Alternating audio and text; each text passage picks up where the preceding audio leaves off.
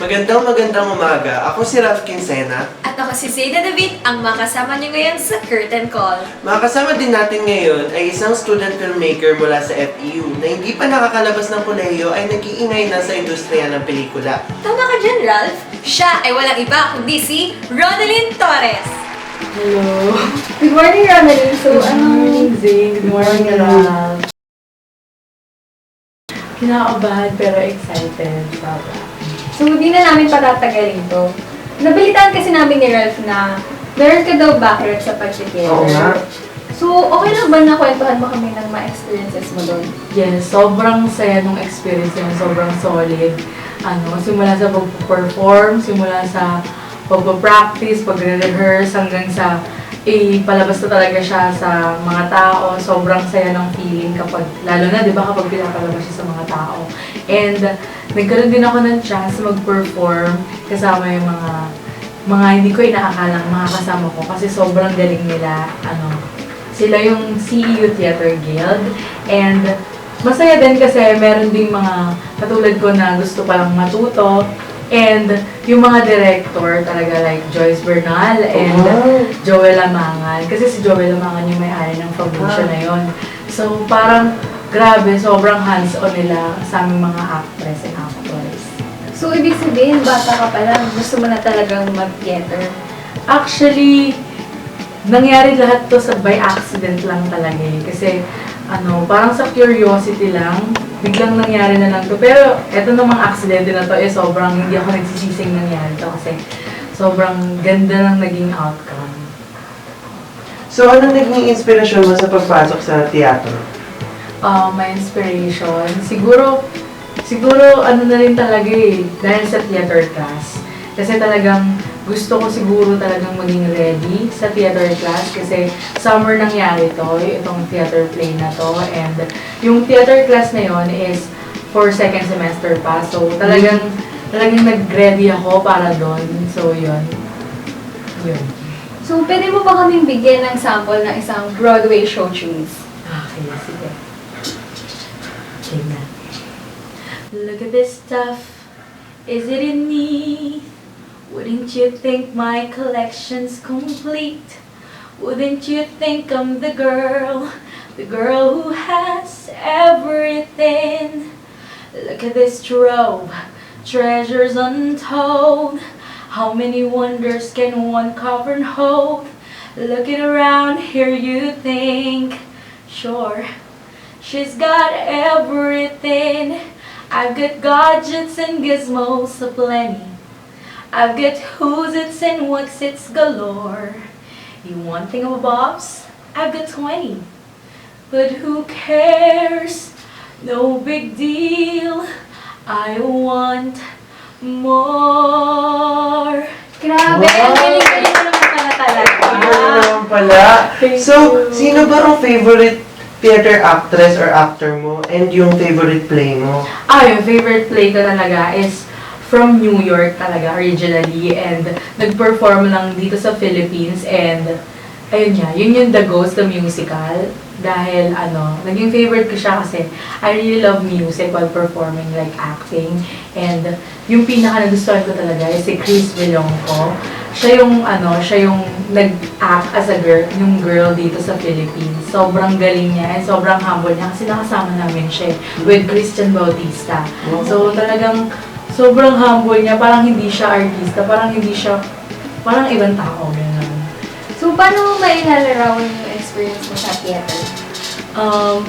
It's like a dream come true for me kasi I never imagined myself na performing nga sa stage na sa tapat ng maraming tao. Hindi ko talaga in-imagine na magagawa ko yon and sobrang ganda siguro ng naging disaster kasi by accident lang talaga nangyari talaga lahat ng to. So parang naging proud din ako sa sarili ko na nakaya ko.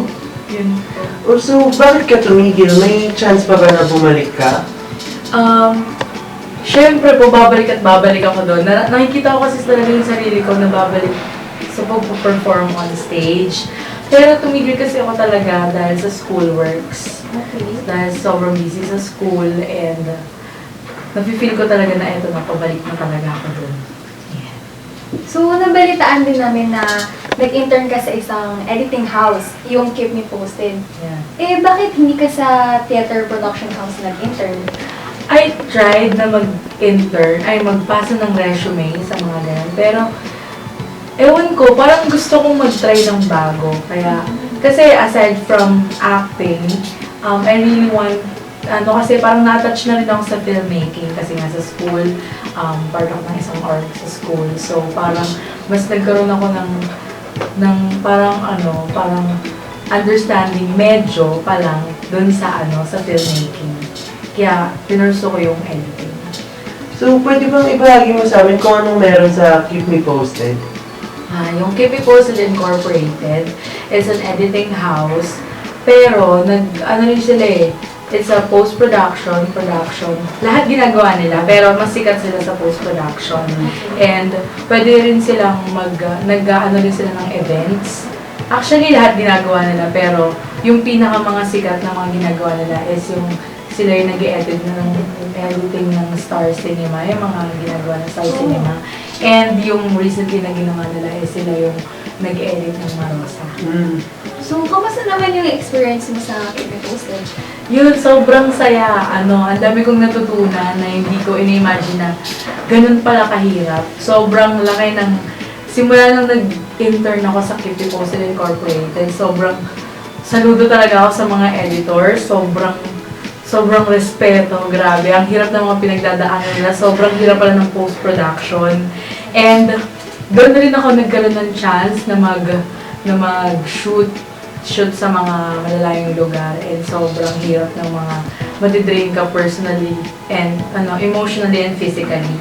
And sobrang gandang experience kasi nagkaroon din ako ng experience na maging part ng USTV. So, masasabi mo ba na dahil sa DOS-TV, mas lumalim yung pagtingin mo sa mga pelikula? Yes! Kasi talagang, hindi lang DOS-TV, also the Keep Me Posted Incorporated, sila talaga yung tumulong sa akin para magkaroon ng malalim na pag-unawa sa mga nangyayari sa mga pelikula and sa technical side ng pelikula and also the process. Sobrang talagang grabe. Kaya imagine na ganun yun.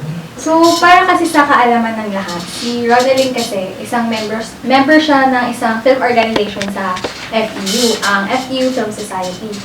So, ibig sabihin, bago ka pa pumasok sa Keep Me Posted, talagang may-involve ka na sa mga film productions. Yes. I've been part of FEU Film Society nung third year pa lang ako. And sobrang saya ko na nung mga time na yon kasi talagang gustong-gusto ko makapasok doon. Tapos yun, nakapasok nga ako. Tapos nagkaroon ako ng chance na makagawa ng mga films. And sila talaga yung nagturo sa akin na magkaroon ng deep understanding, na mag-criticize. Sila rin yung nagbibigay ng advice sa akin sa gawa ng films. So, anong mga films yung mga nagawa mo na? Yan. Yung General Assembly kasi namin sa Film Society, sa FEU Film Society, is binigyan kami ng chance na makagawa ng film na kami talaga, new member talaga yung mga gumawa. With the help of creative consultant, sila talaga yung tumulong sa amin. Pero yung una po namin ginawa is parang na-apply ko dun yung pagiging theater artist ko, na naging actress po ako doon. It's a Careless Courtois, nasa YouTube na po siya. And next po is yung sidekick din po. Yun po yung unang-una. Hindi pa po ako kasama na ba ako doon? Basta, yung sidekicks po, yun po yung sinali po namin siya sa Sine Pambata. And sobrang tuwang-tuwa po ako ng mga time yan. Kasi nag-cinematographer po ako doon. Tapos, yung Pigil po, it's a 10-shot film na ako po yung nag-direct nun. And yung Bulaklak naman po, ay sinalo po siya ng Best Melodrama sa Cinema 1 class namin. And ako rin po yung nag-direct nun. Wow, ang dami mo na palang nagawang film. So, doon sa mga nabanggit mo ng pelikula, alin din yung pinaka-paborito mo?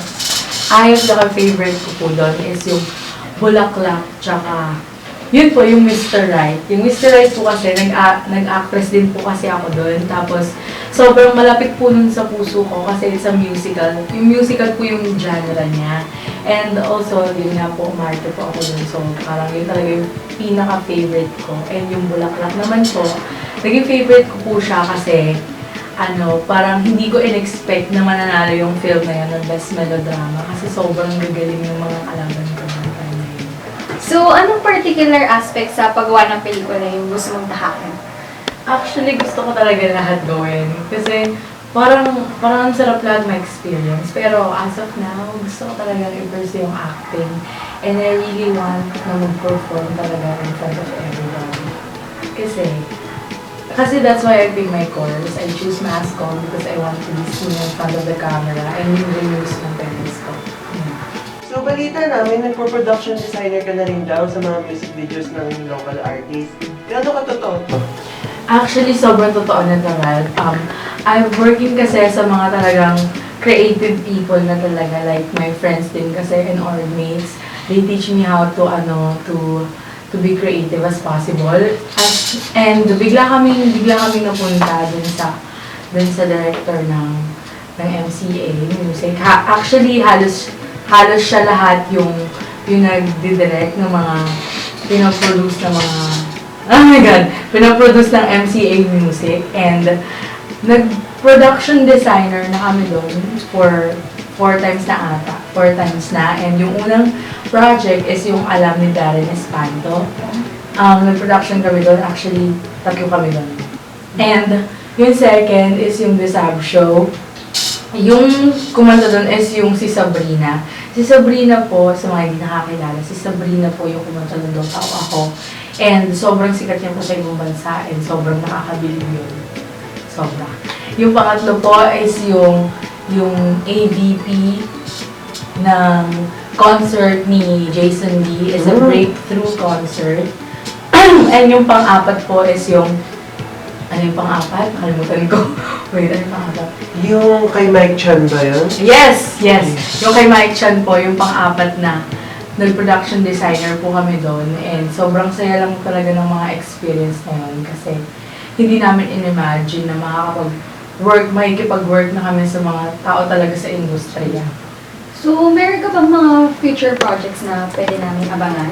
Yes, I'm working 2 films this November. And sobrang proud po ako. Pero hindi po ata siya pwede i-release ngayon. So, abangan po natin yun. So, po natin abangan yun. So, Miss Ronaldine, mukhang napaka-busy mo talaga. Ang dami-dami mong project. Mabuti at ipagpatuloy mo lang yan para maging inspirasyon sa lahat na gusto maging filmmaker sa murang edad lamang. Thanks.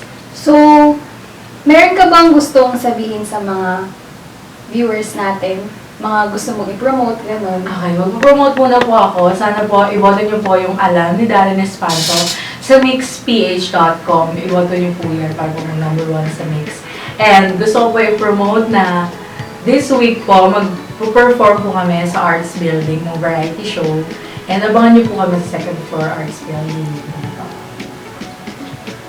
So, bago matapos ang programa natin, Miss Ronaldine, anong mensahe mo sa mga manonood natin? Sa lahat po ng gustong i-pursue yung field, kahit ano pong field na gusto nyo i-pursue, huwag po kayong matakot mag-try, magtanong. And kasi po, yun po yung magiging foundation nyo. And kapag maganda yung foundation nyo, yung knowledge nyo po sa gusto nyo pong field na tahakin is iba po yung experience na mararamdaman nyo po in the future. Kasi parang nasa inyo na po yung lahat. And kapag nasa inyo na po lahat, kayo na po agad yung pipiliin and magiging ready talaga kayo in the future. Maraming salamat sa pagbahagi ng oras mo para makasama mo kami. At dyan nagtatapos ang panayam namin kay Ronaldine Torres.